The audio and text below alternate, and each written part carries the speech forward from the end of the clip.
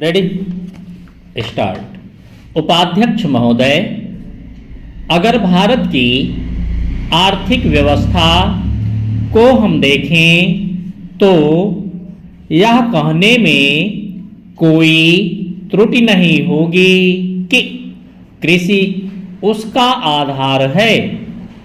कृषि भी देश की सामाजिक और आर्थिक स्थिति, उस देश की भूमि की उत्पादन शक्ति पर निर्भर रहा करती है। यदि भूमि की उत्पादन शक्ति में कोई कमी हो जाती है तो उस देश की आर्थिक और सामाजिक स्थिति में भी कुछ परिवर्तन आरंभ हो जाता है।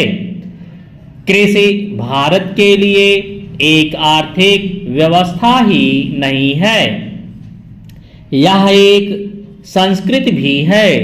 जो लोग आंदोलन में विश्वास रखते हैं, इनको पता ही होगा कि जितने भी आंदोलन इस देश में होते हैं वे समाज के नाम से, धर्म के नाम से, जाति के नाम से या राजनीति के नाम से होते हैं।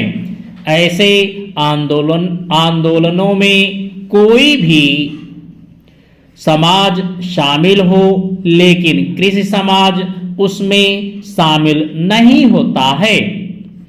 उस आंदोलन के साथ कृषि समाज की सहानुभूति भी नहीं होती है। इसलिए यह सभी बातों को ध्यान में रखकर हम देखें तो इस देश के लिए आवश्यक यह होगा कि हमारी संस्कृति की रक्षा के लिए और जीवन प्रणाली की रक्षा के लिए कृषि पर विशेष ध्यान दिया जाए। कृषि के क्षेत्र में इस वर्ष काफी प्रगति हुई है। यदि आप 1801 से 1901 तक का काल देखें तो आप देखेंगे कि देश में 31 अकाल पड़े, जिसमें 4 करोड़ लोग मरे। लेकिन आज हमारे खाद्य मंत्रालय ने 100 रुपये मन के भाव पर गेहूं खरीदकर एक भी आम आदमी को मरने नहीं दिया। इसके लिए हमारा खाद्य मंत्रालय बधाई का पात्र है। एक बात मैं विशेष रूप से इस अवसर पर कहना चाहता हूं। आजकल हम लोग मानव शक्ति पर ज्यादा ध्यान न देकर पूंजी पर ज्यादा ध्यान निर्भर रहने की कोशिश करते हैं।